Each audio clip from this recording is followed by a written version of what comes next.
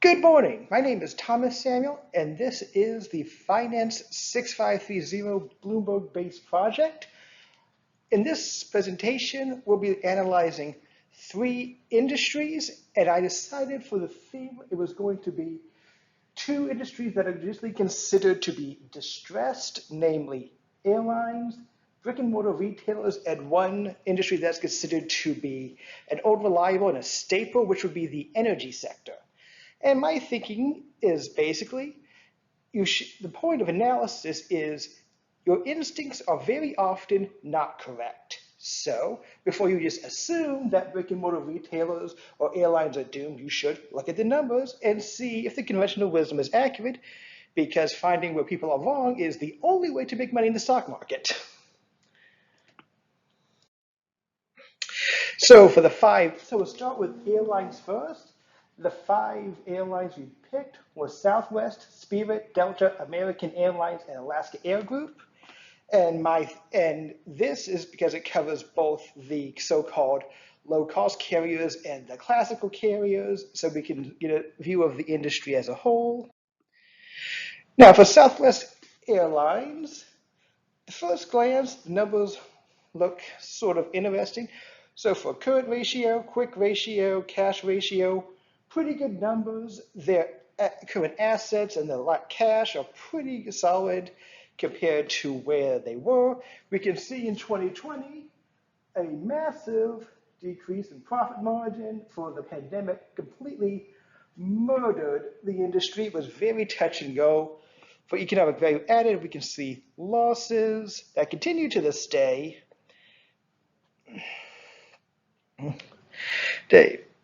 But as you can see, there is something of a recovery going on here. The equity multiplier is relatively good, so they've been paying down the debt they racked up, because as we can see, they had a lot of debt that they took on to survive the pandemic, but they seem to have been paying it down. The return on equity has actually been pretty good. It's 2020, negative 32, compared to 4.3 return on equity. So we can see that there has been a strong recovery, and that's pretty good. Market to book, 2.3, and we'll see that it's pretty in line. Price to earnings, relatively high, but much lower than it was. And in 2021, they didn't have one at all. And here what? So we can see that this is a business that is recovering, but from the EVA, it's still somewhat in the hole. This, as we can see, just see a chart over time.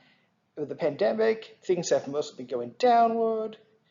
As they've been going down, EBITDA is kind of having a difficult time serving its interest.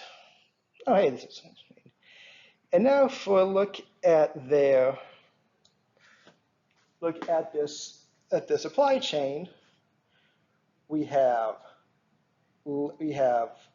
can see they have pretty diversified in their supply chain. They're not really dependent on anyone particular.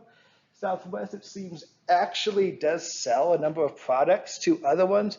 JP Morgan Chase, Airbus, City of Dallas, City of Chicago. So it has customers and airports all over the world, and that's pretty good. Spirit Airlines. So right away, we can tell that they had the same pandemic decline. Fine, current ratio, 9.0, quick ratio, 7.1 cash ratio. They're still liquid, but not quite as good as Southwest is. The profit margin, however, is the big down one. Profit margin, negative 8.3, return on equity, negative 33 return on assets, no price to earnings ratio. This company is almost bankrupt. I would not recommend this, so we can tell that right now. And the numbers show the same trend, kind of going up until the pandemic, and then things start tanking. Supply chain. Now, this is a little bit deceptive because most airlines would not be selling products to customers. This is purely a service business, so it sells a little bit to GA Telesys, but mostly It buys its airplanes and supplies from a number of companies, and it makes money just from customers buying tickets. So that's less diverse.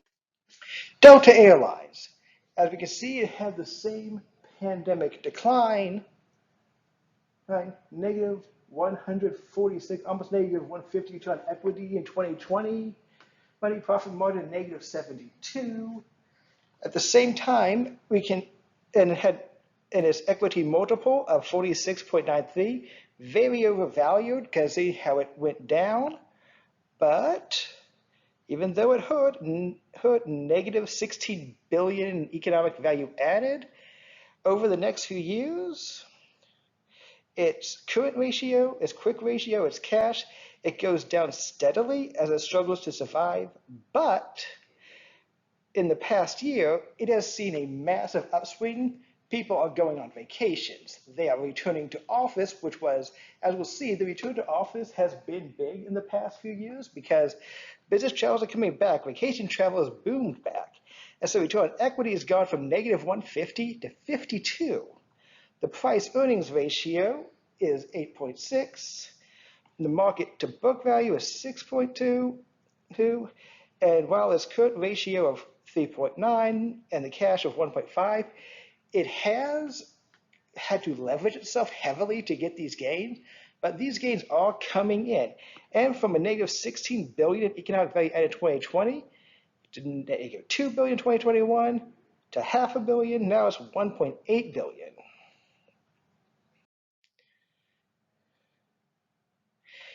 And as you can see for the Delta Airlines supply chain, it's also very diversified. Airbus, Boeing, General Electric, RTX, lots of suppliers. It has landings in airports all over the world. It makes things. It sells supplies to other airlines, so that's very good. American Airlines. Similar story in 2020, negative 50% economic value added, price earnings 3.0, return on assets negative 15, profit margin negative. Again, we have the graph that shows the similar trends of starting to fall in the pandemic, but the economic value added has been going up. And like Delta, very diverse supply chain, many suppliers, many airports, many customers. That's very good. Alaska Air Group. This company mostly serves the West Coast, but it has been struggling, as all of them have. The massive downgrade in the profit margins, in return on equity taking on more debt in order to stay alive.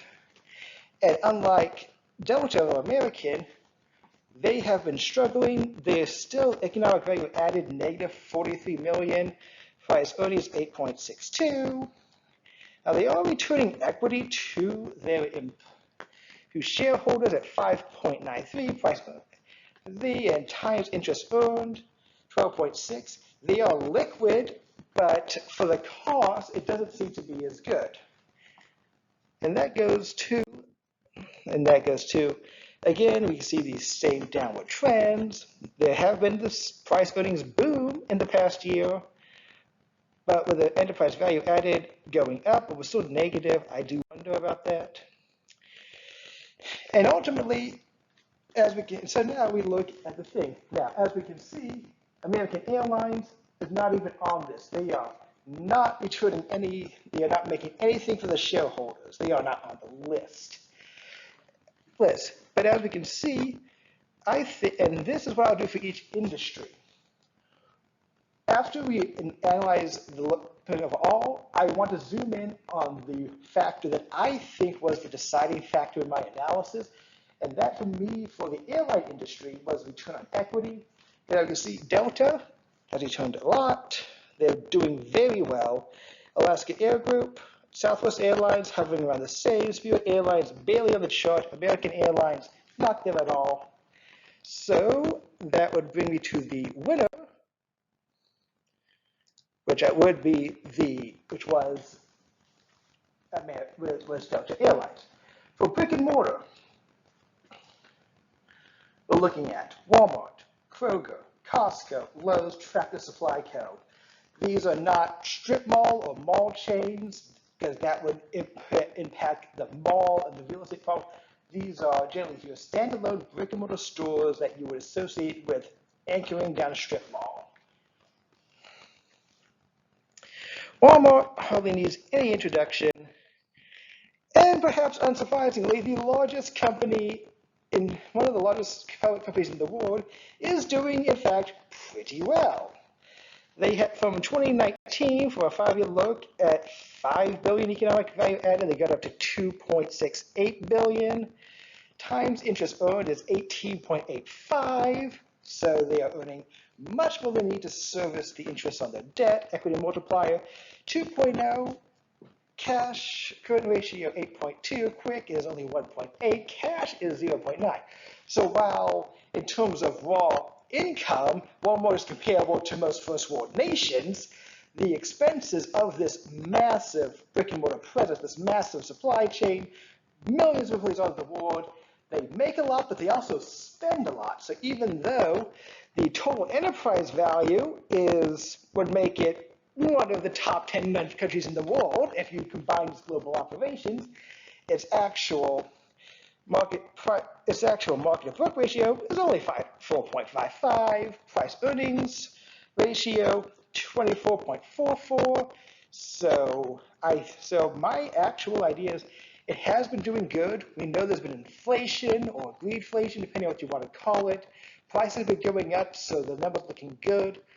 I would say this does look good overall, although this does make me wonder about if it might be slightly overvalued, because that price earnings ratio, given those expenses and how difficult it is to scale when you are already at the largest scale in the world, I wonder how easy it would be to grow into that.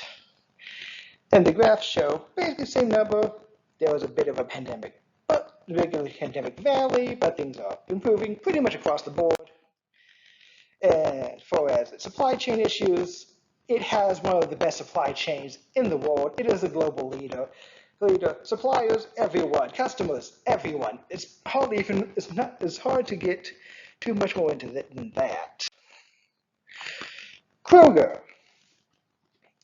This is still doing surprisingly well, although with a cash ratio of only 0.06, quick ratio of 0.19, it would look like it's actually running pretty thin on cash, but the times interest earned multiplier, that tells me that it is.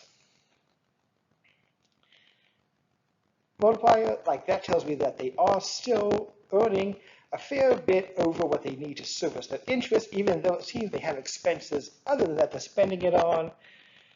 On the profit margin, 1.5, that's okay. Return on assets, 4.5, return on equity, 23.02, price per earnings, 10.3, market to book, and EVA of $1.7 billion. So it seems like they have potentially been taking on debt in order to return capital to shareholders, but overall they seem to be doing solid, a good recovery from the pandemic lows, which once again, as we will see throughout most of this pandemic era valley and then a steady recovery. But the one thing that comes out on the graph is the assets to equity ratio, which we see is actually kind of taking a dump. So they are definitely having some debt issues. Suppliers, figure supply chain, but Alco and Water Co. as their only big customer.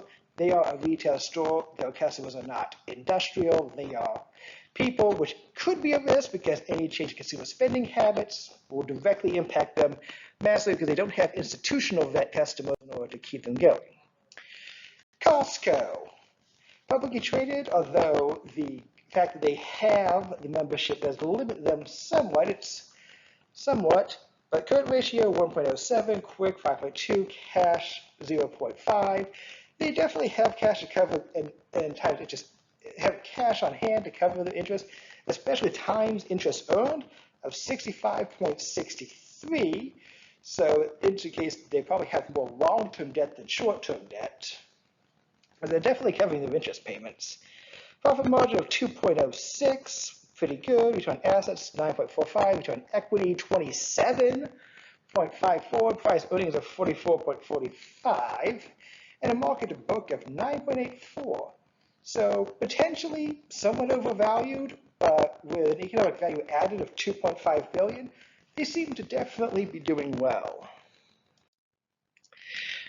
Again, we have the charts where we can see the same pandemic dip and its gradual recovery across the board, except for their liquidity, which seems to be they are taking on more debt. Vendors, they actually do have several major customers, but as we think about retail, many suppliers, but of course the primary customers are retail buyers of their membership. Lowe's, the famous hardware store. So right away, what stands out from the pre-pandemic 2020 equity multiplier to a negative 9 in 2022 and negative 3 in 2023, they are having some issues there. Issue with their total, with their assets, but still, and the return on equity, as we can also see, is 0. They are not making a profit for the shareholders. Despite that, the stock price has been punished, going from price earnings from 28 to 16.5, but and the economic value added is 5.1 billion, and the current and quick ratio is 0.09. So they are definitely having some issues. They've taken on a lot of long-term debt in order to survive the pandemic. So while the times interest earned multiplier of 11 shows they are earning enough to cover the debt in the short term, in the longer term, things might be a little bit bleaker. But still, a 6.3 profit margin means they do have a chance of recovery. As again, ratio going up, quick ratio. Things seem to have the same pre-pandemic low, but the fact that the return on common equity has just ceased to exist, that makes me worry. And like the other retailers, they mostly sell to customers with a pretty broad supply chain of, well, let's face it, these are main hardwares. Their vendors are like the General Mills, the Whirlpool, Black & Decker, all the brand names we know and love. Tractor Supply Co. Personally, my most surprising entry in that they did not suffer nearly as much during the pandemic as anyone else. In fact, they appear to have only profited from it. Current ratio, now they went from a current ratio from the pandemic of 0.77 down to 0.18, so they've taken on some more debt, but with the current ratio, they've invested a lot of that debt into assets. The times interest earned is 50, which definitely indicates that they are earning enough revenue to cover the bond payments. Profit margin of 7.61, return on assets of 12.5, return on equity of 52, and a price earnings of only 22.07, market book of 10, economic value added of almost $500 million. So we can see that they've bucked the trend. They have just been growing. They're making a lot of profit for their customers.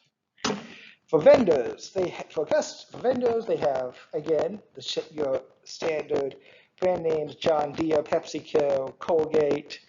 Customers, farmers, people who need hardware.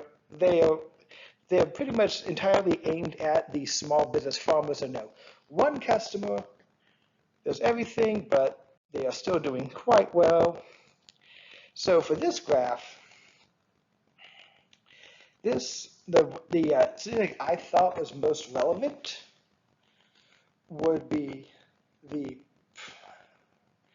for the industry as a whole. My thing was Kroger the price earnings ratio because, and this was the main thing, I think given the pandemic boom, post-pandemic boom, we have this issue where because of inflation, the numbers of what these retailers are making has been going up a lot because people are paying more at the register. So my analysis is I think the industry as a whole is somewhat overvalued. So if you want to make money, you would have to look at the lower because that's where a better value would be. So Kroger has the lowest, although I would say that in actuality, for overall picture, Tractor Supply Co. was the best looking. And now for energy. ExxonMobil, Chevron, ConocoPhillips, Phillips 66, and the Williams companies. Basically, who you see on gas stations and one of the major natural gas companies. ExxonMobil looks pretty much like we would come to expect. The 2020 pandemic valley of profit margin went to negative 12.5, return on equity negative 12, cash ratio went down to 0.08. Now in 2023, things have gone up a bit more. Current ratio and quick ratio over 1, cash ratio about 0.5, and the times the interest earned of 78. So they definitely got taken on more leverage over the pandemic, but they seem paying it back. Equity multiplier of 1.77. The debt isn't too out of whack. Profit margin of 10.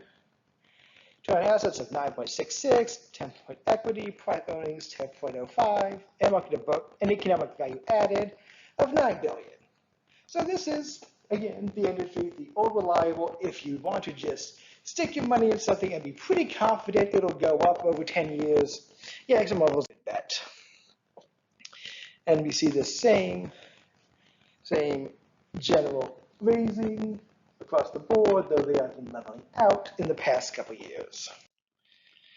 And customers, very diverse, over 200 vendors, 90 customers all over the world, including a lot of other countries. Chevron. Again, we're looking at very similar numbers. Economic value added of $500 million, market book of 1.6, which means they might not be might be more reasonably priced.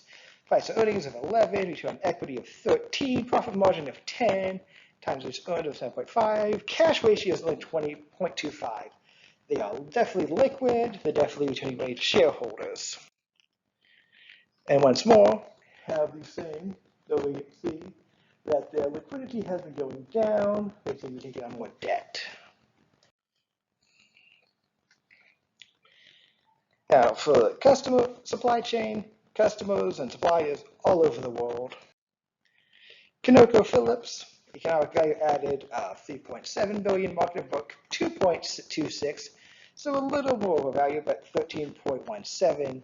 Price to earnings, return on equity 22.53, return on assets, profit margin 19.52. That is a big margin, much better than the other ones. And it's under 25, quick current cash, pretty liquid. And again, the same story of things going up and leveling out in the past couple of years.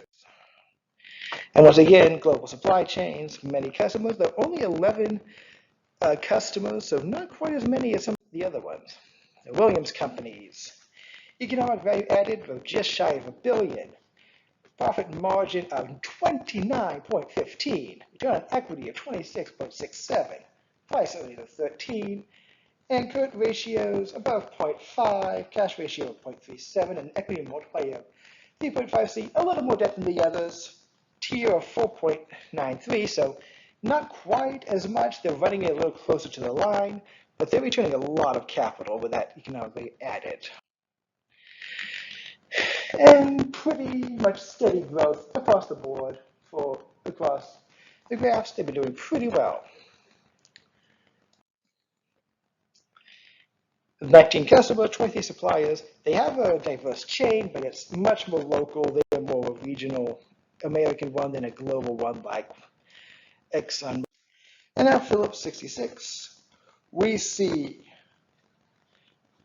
economic value added of $2.5 billion, market to book of 1.75, and a profit margin of 4.73.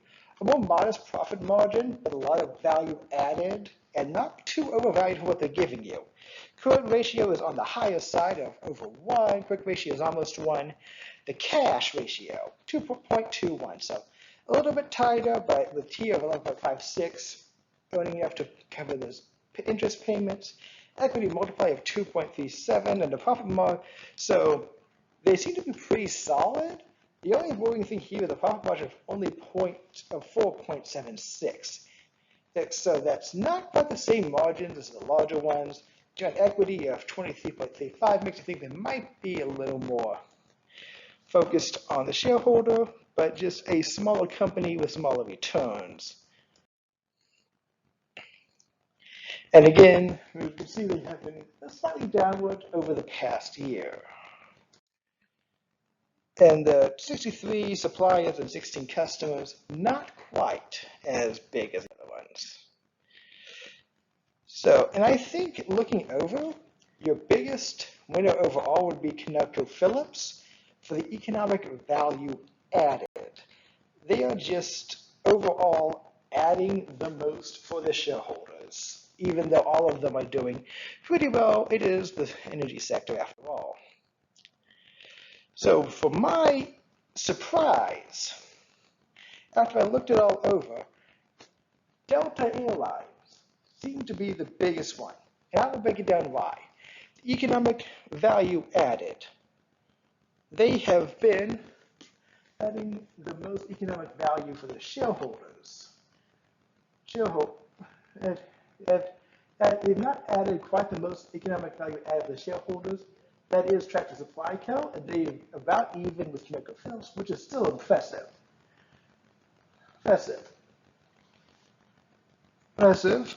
And as for the price earnings ratio, and this was more important, I think for all three of these, Delta, Conoco, and Tractor Supply, I think there has been a lot of interest in these companies, and that has been driving the share price high relative to the actual performance. So I actually believe that the fact that the price earnings ratio is the lowest is good. That means Delta is not as overvalued. For the assets, and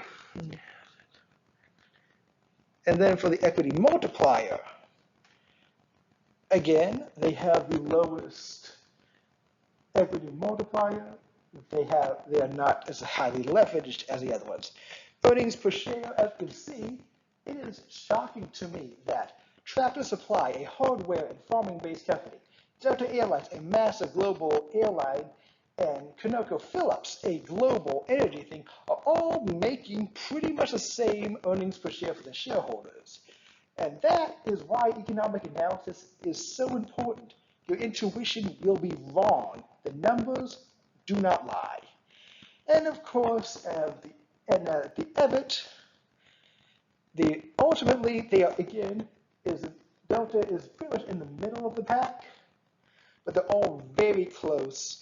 But when you weigh these factors, the fact that the earnings for the shareholders are comparable, but Delta is the lowest, and with the return to office mandate and the boom in vacation, meaning demand is growing hand over fist, I think they have the best bargain price for the value and a lot of upside in the near and midterm future. So my recommendation, if you have to buy one, buy Delta.